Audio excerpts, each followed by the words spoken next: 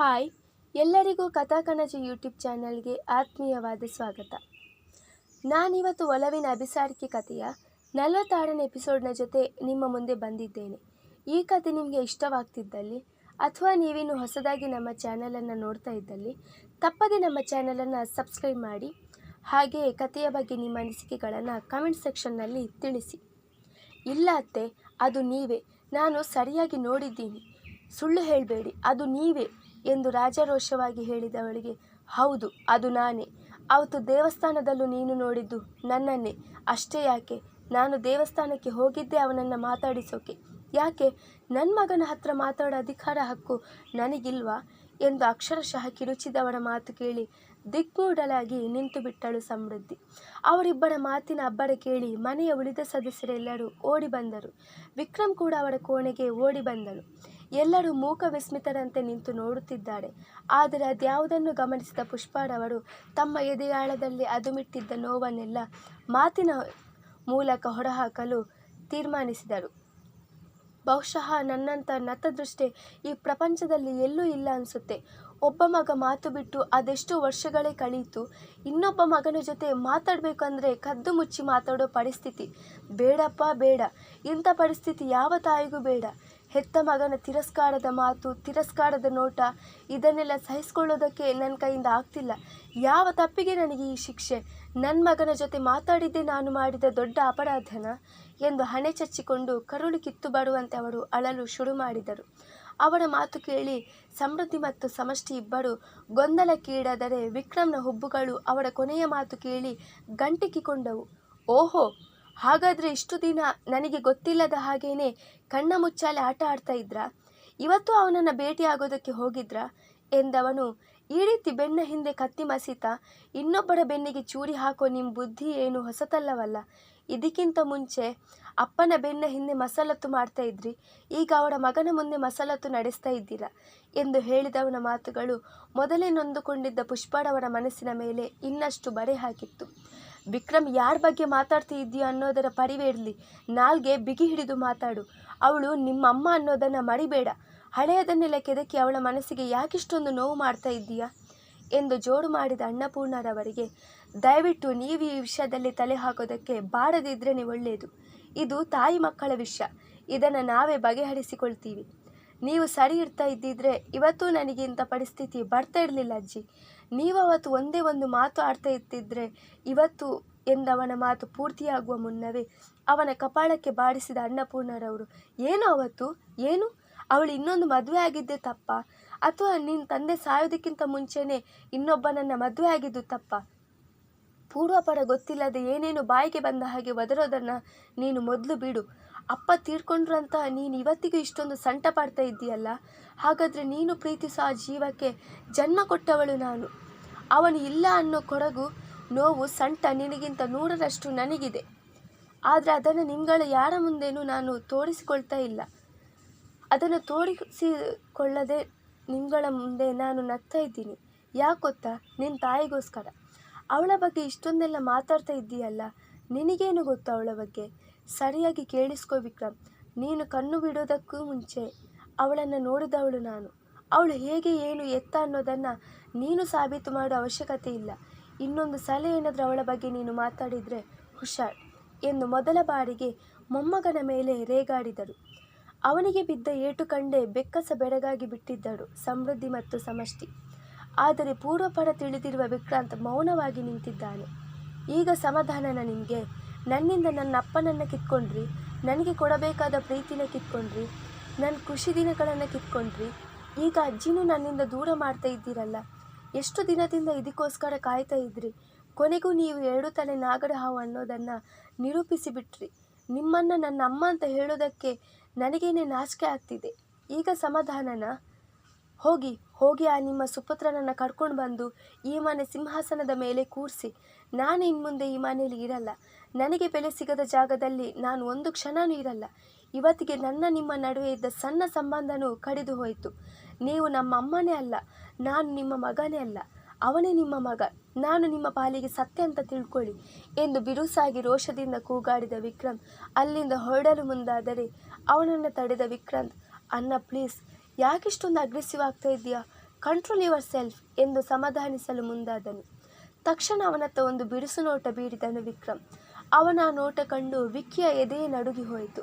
ತಕ್ಷಣ ಅವನಿಂದ ದೂರ ಸರಿದು ನಿಂತು ಬಿಟ್ಟನು. ವಿಕ್ರಮ್ ನೇರವಾಗಿ ತನ್ನ ಕೋಣೆಯೊಳಗೆ ಹೋದವನೇ ದಡಾರ್ ಎಂದು ಬಾಗಿಲು ಹಾಕಿಬಿಟ್ಟನು. ಸಮೃದ್ಧಿ ಈಗಲೂ ಜೀವಂತ ಶಿಲೆಯಂತೆ ನಿಂತು ಬಿಟ್ಟಿದ್ದಾಳೆ. ಎಲ್ಲವೂ ಗೋಜಲುಮಯವಾಗಿದೆ ಅವಳ ಪಾಲಿಗೆ.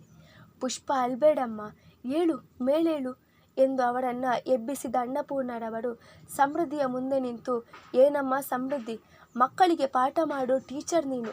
ತಾಯಿಯೇ ಮೊದಲ ಗುರು, ಮನೆಯೇ ಮೊದಲ ಪಾಠಶಾಲೆ ಅಂತ ಮಕ್ಕಳಿಗೆ ಪಾಠ ಮಾಡೋ ನೀನು ಅದು ಹೇಗಮ್ಮ ಈ ತಾಯಿ ಮೇಲೆ ಅನುಮಾನ ಪಟ್ಟೆ ಎಂದು ಪುಷ್ಪಾರವರನ್ನು ತೋರಿಸಿ ಕೇಳಿದವರು, ಆಗಲೇ ಏನು ಜೋರು ಜೋರಾಗಿ ಕೂಗಾಡ್ತಾ ಇದ್ದೆ, ನನ್ನ ಗಂಡನಿಗೆ ಯಾಕೆ ಮೋಸ ಮಾಡಿದ್ರಿ ಹಾಗೆ ಹೀಗೆ ಅಂತ. ಯಾವುದಮ್ಮ ಮೋಸ? ತನ್ನ ಆತ್ಮಾಭಿಮಾನಕ್ಕೆ ಮೋಸ ಮಾಡಿಕೊಂಡು ತನ್ನ ನೈತಿಕತೆಗೆ ವಿರುದ್ಧವಾಗಿ ಗಂಡನ ಮಾತು ಉಳಿಸಿಕೊಳ್ಳೋಕ್ಕೋಸ್ಕರ, ಅತ್ತೆ ಮಾತು ನಡೆಸಿಕೊಳ್ಳೋದಕ್ಕೋಸ್ಕರ ತನ್ನ ಸರ್ವಸ್ವವನ್ನೇ ತ್ಯಾಗ ಮಾಡಿ ಮಕ್ಕಳಿಗೆ ಒಳ್ಳೆ ಭವಿಷ್ಯ ರೂಪಿಸೋ ಸಲುವಾಗಿ ಇನ್ನೊಬ್ಬರನ್ನು ಮದುವೆ ಆದ್ಲಲ್ಲ ಈ ತಾಯಿ. ಅದು ನಿನ್ನ ಪ್ರಕಾರ ಮೋಸನಾ, ವಂಚನೆನಾ ಎಂದು ಅವಳ ಕಣ್ಣಲ್ಲಿ ಕಣ್ಣಿಟ್ಟು ಗಂಭೀರವಾಗಿ ಕೇಳಿದರೆ ಸಮೃದ್ಧಿ ಮಾತು ಬಾರದ ಮೂಗಿಯಂತೆ ತಲೆ ತಗ್ಗಿಸಿ ನಿಂತು ಬಿಟ್ಟಳು. ಅತ್ತೆ, ದಯವಿಟ್ಟು ಇದನ್ನು ಇಲ್ಲಿಗೇನೆ ಬಿಟ್ಬಿಡಿ. ನನಗೆ ಈ ವಿಷಯದ ಬಗ್ಗೆ ಕೆದಕಿ ಮಾತಾಡೋದಕ್ಕೆ ಇಷ್ಟ ಇಲ್ಲ ಎಂದಳು ತಲೆ ತಗ್ಗಿಸಿ ಅಳುತ್ತಲೇ ಪುಷ್ಪ. ನಿನಗೆ ಇಷ್ಟ ಇಲ್ಲದೇ ಇದ್ದರೂ ಜನರ ಬಾಯಿ ಮುಚ್ಚಿಸೋ ಸಲುವಾಗಿ ನಾನು ಆ ವಿಷಯದ ಬಗ್ಗೆ ಮಾತಾಡಲೇಬೇಕಮ್ಮ. ಸತ್ಯ ಏನು ಅಂತ ಅವರಿಗೂ ತಿಳಿಲಿ ಎಂದವರು, ಜೀವನದಲ್ಲಿ ಎಲ್ಲನೂ ನಾವು ಅಂದ್ಕೊಂಡ ಹಾಗೇನೆ ನಡೆಯಲ್ಲಮ್ಮ ಸಮೃದ್ಧಿ. ಕೆಲವೊಂದು ಸಲ ಸಮಯದ ಕೈಗೊಂಬೆ ಆಗಿಬಿಡ್ತೀವಿ ನಾವು. ಆದರೆ ಅಂಥ ಕೈಗೊಂಬೆಗಳು ಕೆಲವರ ಜೀವನದಲ್ಲಿ ನಗು ತಂದರೆ ಇನ್ನೂ ಕೆಲವರ ಜೀವನದ ಅಳುವಿನ ಕಡಲಲ್ಲಿ ಮುಳುಗಿಸಿ ಬಿಡುತ್ತೆ ಎಂದವಳ ಎದೆಯಲ್ಲಿ ಹೇಳತೀರದ ನೋವು ಮಡುಗಟ್ಟಿತ್ತು. ನಿನ್ನ ಮಾವ ಒಬ್ಬ ನಿಷ್ಠಾವಂತ ವಕೀಲ ಅನ್ನೋ ವಿಷಯ ನಿನಗೆ ಈಗಾಗಲೇ ನಿನ್ನ ಗಂಡನಿಂದ ತಿಳಿದಿದೆ ಅಂದ್ಕೋತೀನಿ. ಹಾಗೆ ನಿನ್ನ ಮಾವ ಆಕ್ಸಿಡೆಂಟ್ನಲ್ಲಿ ಸಾವು ಬದುಕಿನ ಮಧ್ಯೆ ಹಾಸ್ಪಿಟಲ್ನಲ್ಲೇ ಓಡಾಡ್ತಾ ಇದ್ದ ಸಂದರ್ಭದಲ್ಲಿ ನಿನ್ನ ಅತ್ತೆ ಇನ್ನೊಂದು ಮದುವೆ ಆದ್ಲು ಅನ್ನೋದನ್ನು ನಿನ್ನ ಗಂಡ ಈಗಾಗಲೇ ತಿಳಿಸಿರ್ತಾನೆ ನಿನಗೆ ಎಂದು ಪೀಠಿಕೆ ಹಾಕಿದರು ಅನ್ನಪೂರ್ಣ. ಅವರ ಮಾತು ಕೇಳಿ ಸಮಷ್ಟಿಯ ಕಣ್ಣುಗಳು ಊರಗಲವಾಗಿದ್ದವು. ಅಚ್ಚರಿಯಿಂದ ಬಿಟ್ಟ ಕಣ್ಣು ಬಿಟ್ಟಂತೆ ನಿಂತುಕೊಂಡವಳಿಗೆ ಸತ್ಯಾಂಶವನ್ನು ತಿಳಿಯುವ ಕುತೂಹಲ. ನಿನ್ನ ಗಂಡ ಆಗಿ ಇನ್ನೂ ಸ್ಕೂಲ್ಗೆ ಹೋಗ್ತಾ ಇದ್ದ ಚಿಕ್ಕ ಹುಡುಗ ವಿಕ್ಕಿ, ಅವನಿನ್ನೂ ಚಿಕ್ಕೋನು. ಅಂಥ ಸಂದರ್ಭದಲ್ಲಿ ನಿನ್ನ ಮಾವನಿಗೆ ಅಂದರೆ ನನ್ನ ಮಗ ಜಗನ್ನಾಥನಿಗೆ ಆಕ್ಸಿಡೆಂಟ್ ಆಯಿತು. ಆದದಲ್ಲ, ಪ್ರಭಾವಿ ವ್ಯಕ್ತಿಗಳ ಕೈವಾಡದಿಂದ ಆಗೋ ಹಾಗೆ ಮಾಡಿದ್ದು. ಅವನು ವಕೀಲ ವೃತ್ತಿಗೆ ಸೇರ್ಕೊಳ್ಳೋದು ನನಗೆ ಸುತರಾಮ್ ಇಷ್ಟ ಇರಲಿಲ್ಲ. ಯಾಕಂದರೆ ಈ ಕೆಲಸದಲ್ಲಿ ಸಂಬಂಧಿಕರು ಕೂಡ ಶತ್ರುಗಳು ಆಗ್ತಾರೆ ಅನ್ನೋದು ನನಗೆ ಚೆನ್ನಾಗೇ ಗೊತ್ತಿತ್ತು. ಆದರೆ ನಾನು ಅವನಿಗೆ ಆ ವೃತ್ತಿಗೆ ಹೋಗೋದಕ್ಕೆ ಅನುಮತಿ ಕೊಡೋಕ್ಕೆ ಕಾರಣನೇ ರಾಮಚಂದ್ರ. ಅವನಿದ್ದಾನೆ ಅನ್ನೋ ಒಂದೇ ಒಂದು ಧೈರ್ಯದ ಮೇಲೆ ನಾನು ಅನುಮತಿ ಕೊಟ್ಟಿದ್ದೆ. ರಾಮಚಂದ್ರ ನನ್ನ ಸ್ವಂತ ಮಗ ಅಲ್ಲ, ಆದ್ರೂ ನನ್ನ ಸ್ವಂತ ಮಗ ಜಗನ್ನಾಥನಿಗಿಂತನೂ ಅವನು ನನಗೆ ಹೆಚ್ಚಾಗಿದ್ದ. ಇಬ್ಬರೂ ಒಳ್ಳೆ ಸ್ನೇಹಿತರು. ಓದು ಮುಗಿತಾ ಇದ್ದ ಹಾಗೆ ವಕೀಲ ವೃತ್ತಿನ ಆಡಿಸಿಕೊಂಡು ಬಿಟ್ಟರು. ನ್ಯಾಯಾಲಯದಲ್ಲಿ ಅವರಿಬ್ಬರು ತಮ್ಮ ಕಕ್ಷಿದಾರರ ಸಲುವಾಗಿ ಗೆಳೆತನನ ಮರೆತು ವಾದ ಮಾಡಿದ್ರು. ನ್ಯಾಯಾಲಯದ ಹೊರಗೆ ಮಾತ್ರ ಅವರಿಬ್ಬರು ಒಳ್ಳೆ ಸ್ನೇಹಿತರೇ ಆಗಿರ್ತಾ ಇದ್ರು. ಜಗನ್ನಾಥನಿಗೆ ಏನೇ ಕಷ್ಟ ಬಂದರೂ ಮೊದಲು ಹೆಗಲು ಕೊಡ್ತಾ ಇದ್ದವನು ರಾಮಚಂದ್ರನೇ. ಜಗನ್ನಾಥನಿಗೆ ಮದುವೆ ಆಗೋ ಹೊತ್ತಿಗೆ ರಾಮಚಂದ್ರನಿಗೆ ಆಗಲೇ ಮದುವೆ ಆಗಿತ್ತು. ಆದರೆ ಮಕ್ಕಳು ಆಗಿರಲಿಲ್ಲ. ಯಾವಾಗ ವಿಕ್ರಮ್ ಹುಟ್ಟಿದ್ನೋ ಅದೇ ಹೊತ್ತಿಗೆ ರಾಮಚಂದ್ರನಿಗೂ ಒಂದು ಗಂಡು ಮಗು ಆಗಿತ್ತು. ಆದರೆ ಅದ್ಯಾವ ಕೆಟ್ಟ ದೃಷ್ಟಿ ಬಿತ್ತೋ ಏನು, ಅವನ ಹೆಂಡತಿ ತೀರ್ಕೊಂಡ್ಬಿಟ್ಲು. ಅಲ್ಲಿಂದ ರಾಮಚಂದ್ರ ತೀರ ಖಿನ್ನತೆಗೆ ಒಳಗಾಗಿ ಬಿಟ್ಟ. ಗೆಳೆಯ ದಿನದಿಂದ ದಿನಕ್ಕೆ ಸೊರಗ್ತಾ ಇರೋದನ್ನು ಕಂಡು ಮರುಗೋದಕ್ಕೆ ಶುರು ಮಾಡಿದ ಜಗನ್ನಾಥ. ಅವನು ಒಂಟಿ ಜೀವನ ನಡೆಸೋದನ್ನು ನೋಡೋಕೆ ಆಗದೆ ಅದೆಷ್ಟೋ ಸಲ ಅವನಿಗೆ ಇನ್ನೊಂದು ಮದುವೆ ಆಗೋ ಹಾಗೆ ಬಲವಂತನೂ ಮಾಡ್ತಿದ್ದ ನನ್ನ ಮಗ.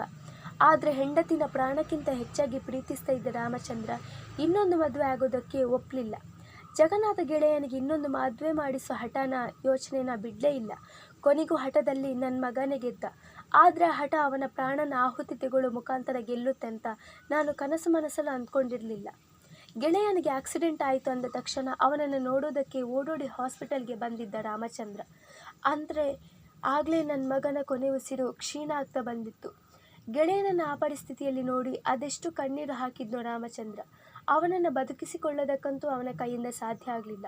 ಕೊನೆಗೆ ಅವನ ಆಸೆನಾದರೂ ಈಡೇರಿಸೋದು ಅಂತ ಅವನ ಕೊನೆಯ ಆಸೆ ಕೇಳಿದವನಿಗೆ ಆಘಾತ ಆಗಿತ್ತು. ಯಾಕಂದರೆ ನನ್ನ ಮಗನ ಬೇಡಿಕೆ ಇದ್ದದ್ದು ಪುಷ್ಪನನ್ನು ರಾಮಚಂದ್ರ ಮದುವೆ ಆಗಬೇಕು ಅಂತ. ಆ ವಿಷಯನ ಕೇಳಿ ನಿನ್ನ ಅತ್ತೆ ಜೀವಂತ ಶವ ಆಗಿದ್ಲು. ರಾಮಚಂದ್ರ ಅಂತೂ ಇಕ್ಕಟ್ಟಿಗೆ ಸಿಕ್ಕಿ ಹಾಕಿಕೊಂಡು ಬಿಟ್ಟಿದ್ದ. ಕೊನೆಗೂ ಜಗನ್ನಾಥನ ಹಠಕ್ಕೆ ಮಣಿದು ಅವನ ಆಸೆಯನ್ನು ಈಡೇರಿಸೋ ಸಲುವಾಗಿ ಜಗನ್ನಾಥನ ಎದುರಲ್ಲೇ ಆಸ್ಪತ್ರೆಯಲ್ಲೇ ರಾಮಚಂದ್ರ ನಿಮ್ಮ ಅತ್ತೇನ ಮದುವೆ ಆದ. ಅವರಿಬ್ಬರು ಪ್ರಪಂಚದ ದೃಷ್ಟಿಯಲ್ಲಿ ಮಾತ್ರ ಗಂಡ ಹೆಂಡತಿ ಆಗಿದ್ರೆ ವಿನಃ ಅವಳನ್ನು ರಾಮಚಂದ್ರ ಯಾವತ್ತೂ ಕಣ್ಣೆತ್ತಿ ನೋಡಿದವನಲ್ಲ. ಗೆಳೆಯನ ಹೆಂಡತಿ ಅನ್ನೋ ಗೌರವದಿಂದನೇ ಅವಳನ್ನು ಕಾಣ್ತಿದ್ದ.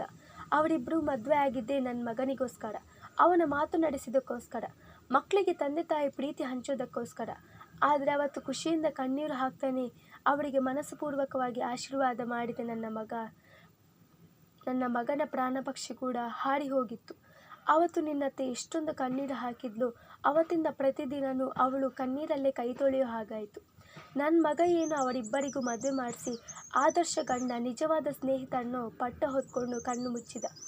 ಆದರೆ ಅವನು ತೆಗೆದುಕೊಂಡ ಆ ಒಂದು ತೀರ್ಮಾನ 4 ಜನರ ಜೀವನವನ್ನೇ ಅಲ್ಲೋಲ ಕಲ್ಲೋಲ ಮಾಡಿಬಿಡ್ತು. ಒಂದು ಕಡೆ ತಾಯಿನ ಕಳ್ಕೊಂಡ ಮಣಿಕಾಂತ್. ಈ ಮಣಿಕಾಂತ್ ಬೇರೆ ಯಾರೂ ಅಲ್ಲ, ರಾಮಚಂದ್ರನ ಮಗ. ಇನ್ನೊಂದು ಕಡೆ ತಂದೆಯನ್ನು ಕಳ್ಕೊಂಡ ವಿಕ್ರಮ್. ಆದರೆ ಅವರಿಬ್ಬರಿಗೂ ಸಮಾನಾಗಿ ತಂದೆ ತಾಯಿ ಪ್ರೀತಿನ ರಾಮಚಂದ್ರ ಮತ್ತು ಪುಷ್ಪ ಹಂಚಿದ್ರು. ಆದರೆ ಅದೇ ಅವರ ನಡುವೆ ದ್ವೇಷ ಬೆಳೆಯೋಕೆ ಕಾರಣ ಆಯಿತು. ನನ್ನ ತಂದೆನ ನನ್ನಿಂದ ಕಿತ್ಕೊಂಡೆ, ಅವಳ ಪ್ರೀತಿ ನನಗೆ ಸಿಗದೇ ಇರೋ ಥರ ಮಾಡಿದೆ ಅಂತ ಅವನು. ನನ್ನ ತಾಯಿನ ನನ್ನಿಂದ ದೂರ ಮಾಡಿದೆ, ಅವಳ ಪ್ರೀತಿನ ಕಿತ್ಕೊಂಡೆ ಅಂತ ಇವನು. ಈ ಇಬ್ಬರು ಮಕ್ಕಳ ಹಠದಿಂದ, ದ್ವೇಷದಿಂದ ಕೊರಗಿ ರಾಮಚಂದ್ರನು ಕಣ್ಣು ಮುಚ್ಚಿ ಅವನ ಗೆಳೆಯನನ್ನು ಸೇರಿಕೊಂಡ. ಆದರೆ ನನ್ನ ಸೊಸೆನ ಅನಾಥೆ ಮಾಡಿಬಿಟ್ಟ. ಕೈ ಹಿಡಿದ ಇಬ್ಬರು ಗಂಡಂದಿರು ಅವಳ ಜೀವನದ ಕೊನೆ ಕ್ಷಣದವರೆಗೆ ಬಾಳಲೇ ಇಲ್ಲ. ಮಣಿಕಾಂತ್ ವಿಕ್ರಮ್ನ ಎಷ್ಟು ದ್ವೇಷ ಮಾಡ್ತಾನೋ ಪುಷ್ಪನನ್ನು ಅಷ್ಟೇ ಪ್ರೀತಿ ಮಾಡ್ತಾನೆ. ತಾಯಿ ಪ್ರೀತಿಯಿಂದ ವಂಚಿತ ಆದ ಆ ಹುಡುಗನಿಗೆ ಜನ್ಮಕ್ಕೆ ಸಾಕಾಗುವಷ್ಟು ಪ್ರೀತಿನ ಧಾರೆ ಎರೆದ ಪುಣ್ಯಕೋಟಿ ನಮ್ಮ ನಿನ್ನತ್ತೆ. ಅಂಥವಳಿಗೆ ಇಂಥ ಮಾತು ಅಂದ್ಬಿಟ್ಟಿಯಲ್ಲ ಎಂದವಳು ತನ್ನ ಮಾತಿಗೆ ಪೂರ್ಣ ವಿರಾಮ ಹಾಕಿ ಪುಷ್ಪರವರನ್ನು ಕರೆದುಕೊಂಡು ಮೇಲ್ಮಹಡಿ ಕಡೆ ಹೆಜ್ಜೆ ಹಾಕಿದರೆ ದುಡುಕಿ ಮಾಡಿದ ತಪ್ಪಿನ ಪರಿಣಾಮದಿಂದ ತನ್ನನ್ನು ತಾನೇ ಶಪಿಸಿಕೊಂಡ ಸಮೃದ್ಧಿ ಅಲ್ಲೇ ಕುಸಿದು ಕೂತಳು. ಸತ್ಯ ತಿಳಿದುಕೊಂಡ ಸಮಷ್ಟಿ ಇನ್ನೂ ಅದರ ಗುಂಗಿನಿಂದ ಹೊರಬಂದಿಲ್ಲ. ಹೆಂಡತಿಯ ಕಡೆಗೆ ಗಮನ ಹರಿಸಿದ ವಿಕ್ರಾಂತ್ ನೆಲದ ಮೇಲೆ ಕುಸಿದು ಕೂತು ರೋಧಿಸುತ್ತಿದ್ದ ಅತ್ತಿಗೆಯನ್ನು ಕಂಡು ಅವಳತ್ತ ಧಾವಿಸಿ ಬಂದವನು ಅವಳ ನೇರಕ್ಕೆ ಕೂತು ಸಮಾಧಾನ ಮಾಡಲು ಮುಂದಾದನು. ನಾನೆಂಥ ಪಾಪಿ ವಿಕ್ಕಿ, ಸತ್ಯ ಏನು ಅಂತ ಗೊತ್ತಿಲ್ಲದೆ ಬಾಯಿಗೆ ಬಂದ ಹಾಗ ಮಾತಾಡಿ ಅತ್ತೆ ಮನಸ್ಸಿಗೆ ನೋವು ಕೊಟ್ಟು ಬಿಟ್ನಲ್ಲ. ನಾನು ಯಾಕೆ ಹೀಗೆ ದುಡುಕಿಬಿಟ್ಟೆ? ನನ್ನ ಮಾತಿನಿಂದ ಅವಳ ಮನಸ್ಸಿಗೆ ಅದೆಷ್ಟು ನೋವಾಗಿದೆಯೋ ಏನು. ಅಯ್ಯೋ ದೇವ್ರೇ, ನಾನು ಯಾಕೆ ಇದನ್ನೆಲ್ಲ ಮುಂಚೆನೇ ಯೋಚನೆ ಮಾಡಲಿಲ್ಲ ಎಂದು ಹಣೆಯ ಮೇಲೆ ಕೈಯಿಟ್ಟು ರೋಧಿಸಲು ಶುರು ಮಾಡಿದವಳ ಭುಜ ಹಿಡಿದವನು, ಪ್ಲೀಸ್ ಅದಕ್ಕೆ ನೀವು ಈ ರೀತಿ ಧೈರ್ಯ ಕಳ್ಕೊಂಡ್ರೆ ನಾನು ತಾನೇ ಏನಂತ ಸಮಾಧಾನ ಮಾಡಲಿ? ಇಷ್ಟಕ್ಕೂ ನೀವು ಏನಂತ ಅಪರಾಧ ಮಾಡಿದ್ದೀರಿ ಅಂತ ಹೇಳಿ ಈ ರೀತಿ ಕಣ್ಣೀರು ಹಾಕ್ತಾ ಇದ್ದೀರಾ? ಅಣ್ಣನ ಹೆಂಡತಿಯಾಗಿ ಅವನ ಪರವಾಗಿ ಮಾತಾಡೋದು ನಿಮ್ಮ ಕರ್ತವ್ಯ ಆಗಿತ್ತು, ಅದನ್ನು ನೀವು ಮಾಡಿದ್ದೀರ ಅಷ್ಟೇ ಎಂದು ತನಗೆ ಏನು ತೋಚುತ್ತದೆಯೋ ಅದನ್ನು ಹೇಳಿ ಅವಳನ್ನು ಸಮಾಧಾನ ಮಾಡಿದನು. ಆದರೆ ಅಷ್ಟು ಬೇಗ ಅವಳ ಸಂಟ ಬಗೆಹರಿಯುವುದೇ? ಮಾತು ಆಡಿದರೆ ಹೋಯಿತು, ಮುತ್ತು ಒಡೆದರೆ ಹೋಯಿತು ಅನ್ನುವ ಗಾದೆ ಮಾತೇ ಇದೆ. ಆ ಗಾದೆ ಮಾತು ಅವಳ ಜೀವನದಲ್ಲಿ ನಿಜವಾಗಿತ್ತು. ದೇಹಕ್ಕೆ ಆಗುವ ಗಾಯಕ್ಕಿಂತ ಮನಸ್ಸಿಗೆ ಆಗುವ ಗಾಯ ದೊಡ್ಡದು. ದೇಹದ ಕಾಯಿಲೆಯನ್ನು ವಾಸಿ ಮಾಡಬಹುದು, ಆದರೆ ಮನಸ್ಸಿನ ಗಾಯಕ್ಕೆ ಮುಂದುವರಿಯುವುದು